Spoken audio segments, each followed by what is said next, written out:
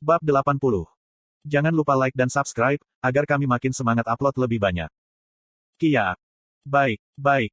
Aku merasakan kebahagiaan, saat aku menyaksikan mermen yang menderita, setiap kali aku memegang pedangku. Itu karena, aku merasa lebih kuat. Efek opsi Gauntlets terbaik diaktifkan, menyebabkan Anda menyerang target 2 kali. Efek opsi dagger ideal diaktifkan, membunuh target secara instan. 1 dari 6 mermen terbunuh, karena mengaktifkan opsi dagger ideal. Aku segera diserang oleh 5 mermen yang tersisa. Namun, aku menggunakan dagger sebagai senjata, sementara senjata mereka adalah trisula 2 meter panjang. Mereka membutuhkan jarak tertentu, untuk menyerangku dengan benar. Gur. Pada akhirnya, mermen menyerah pada serangan balik. Mereka bergerak agak jauh dan memelototiku dengan liar. Aku mengikuti dan menyerang salah satu dari mereka tanpa henti. Bam bam bam. Kiik. Mermen jantan adalah monster yang terkenal, karena memiliki persahabatan yang kuat. Para mermen tidak tahu apa yang harus dilakukan, karena aku menempel pada teman mereka seperti lintah, dan menusuknya. Mereka ingin membantu, tapi takut akhirnya akan ditikam. Memang, mereka adalah bajingan bodoh.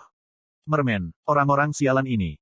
Sebagai seorang warrior, aku bertarung dengan mermen di Danau Fabian. Mermen di Danau Fabian adalah level yang sangat rendah, tidak seperti mermen di sini. Tapi, mereka lawan yang sangat kuat pada saat yang sama. Pada akhirnya, aku terbunuh oleh mereka. Balas dendam untuk saat itu. Uok. Kuk. Mermen tua menerima daggerku tanpa ampun, dan akhirnya mati. Para mermen yang mengawasi, meneteskan air mata darah dan memulai serangan ganas. Anda telah menderita 2.900 damage. Anda telah menderita 2.830 damage. Memang, mermen mengalami serangan yang kuat. Aku kehilangan lebih dari setengah HP-ku hanya karena 2 serangan mereka. Kekuatan yang menakutkan. Aku dipersenjatai dengan helm Chief Orc Frostlight dan Mahakarya Han, tapi aku masih menerima banyak kerusakan ini. Tapi, tidak perlu takut. Waktu cooldown mana potionku habis. Teguk. Aku menggunakan skill baru, segera setelah memverifikasi gauge mana aku. Pakmas Swordsmanship, Wave. Tubuhku seperti Loran Falls di belakangku, tapi aliran tenang mulai bergerak. Kemudian gelombang energi melesat ke segala arah. Pepepepeng. Kiak. Keempat mermen dipukul secara bersamaan dan menjerit kesakitan. Mereka mencoba melakukan serangan balik, tapi karena pengaruh Wave Move, speed dan attack speed mereka melambat hampir 2 kali lipat. Tidak sulit untuk melakukan pukulan terakhir. Wind Blast. Kiak. Pada akhirnya, keenam mermen itu mati, dan aku mengkonfirmasi uang, Japtem, dan XP. Level telah meningkat. Investasikan 10 poin dalam inteligen. Anda telah menginvestasikan 10 poin dalam inteligen. Apakah ini benar? Ya. Setelah 10 poin dalam inteligen, manaku naik tepat 600. Masih ada jalan panjang yang harus ditempuh, tapi aku sangat bangga. Jika aku membuat item, statistikku akan naik. Suatu hari, aku akan memiliki cukup mana untuk menggunakan Pakmas Swordsmanship secara bebas. Tapi, aku tidak tahu kapan itu akan. Petik 1. Pada saat aku membayar kembali hutangnya, apakah aku akan memiliki ribuan mana? Ketika aku membayangkannya dan bersiap untuk pergi, seorang pria muncul di hadapanku. Itu adalah pria dengan jenggot yang kurus. Dia juga mengenakan pakaian aneh. Sekilas. Seorang pengemis. Apa, pengemis ini? Jangan bilang dia ingin uang. Aku khawatir dia akan meminta uang, jadi aku buru-buru mencoba meninggalkan tempat ini. Tapi kemudian, pengemis itu memanggil aku. Aku ingin minta bantuanmu. Petik 2. Ah, sial. Tentu saja pengemis ini akan meminta uang. Dia menemukan orang yang salah. Aku tidak bangga akan hal itu, tapi aku tidak pernah memasukkan 10 won dalam kotak donasi Salvation Army, selama 26 tahun hidupku. Karena itu, aku tidak punya niat untuk membantu seorang pengemis dalam game. Bagaimana aku bisa membantu, ketika aku mencoba untuk tetap hidup di tempat pertama? Aku berbalik dengan tenang, ketika pengemis itu meletakkan tangan di pundakku. Tidak bisakah kamu mendengarku? Aku mendengarmu. Lalu, mengapa kamu tidak menjawab? Kenapa aku harus membalas pengemis? Wajah pria itu berubah. Apa, pengemis? Aku seorang pengemis. Kamu tidak. Kamu terlihat persis seperti seorang pengemis. Petik 2. Hahaha. Apakah pengemis ini gila? Kenapa dia tertawa tiba-tiba? Hei, Tuan, bisakah kamu diam saja? Tempat ini berbau darah mermen, dan mermen lainnya mungkin muncul. Jadi akan berbahaya, jika kamu mengeluarkan suara keras. Gurel-gurel. Ketika kami berbicara, busa besar mulai naik dari dasar air terjun. Pada akhirnya, mermen baru muncul. Aku kira lebih dari 6 akan muncul, jadi aku ingin meninggalkan tempat ini secepat mungkin.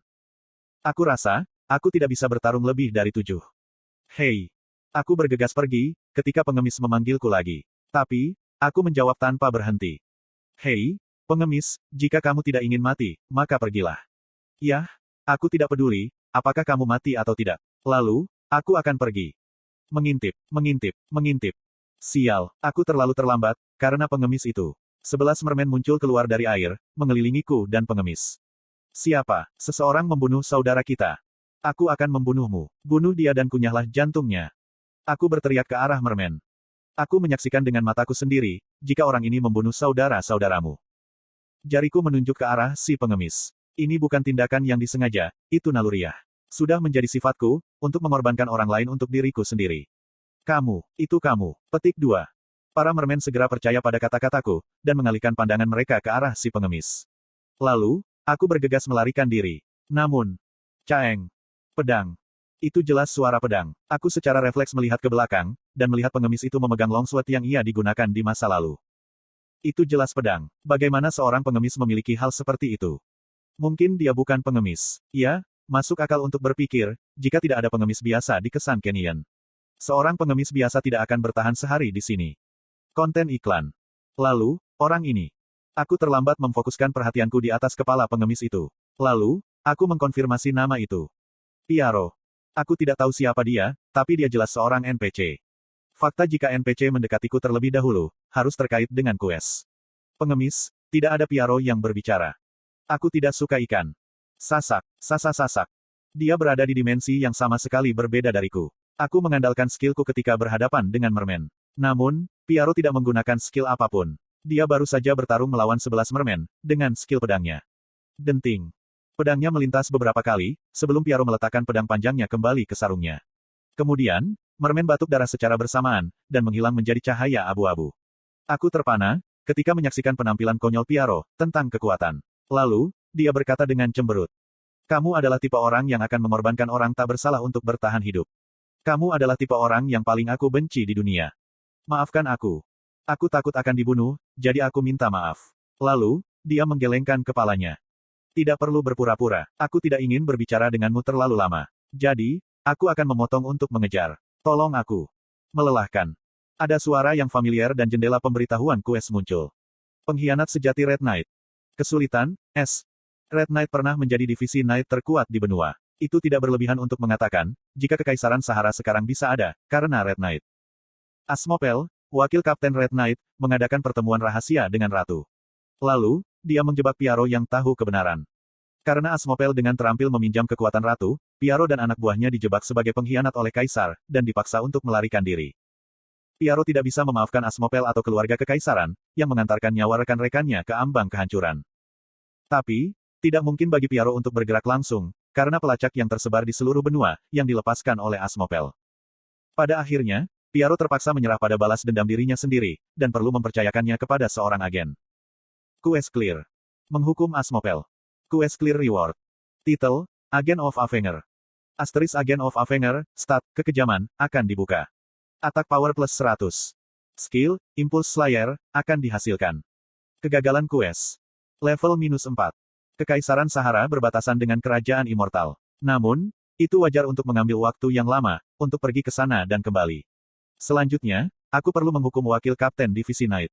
Bahkan Leo yang disebut Nova Utara, hanyalah seekor cewek di depan Asmopel. Aku suka hadiahnya, tapi tidak ada jaminan kesuksesan dan jaraknya terlalu jauh.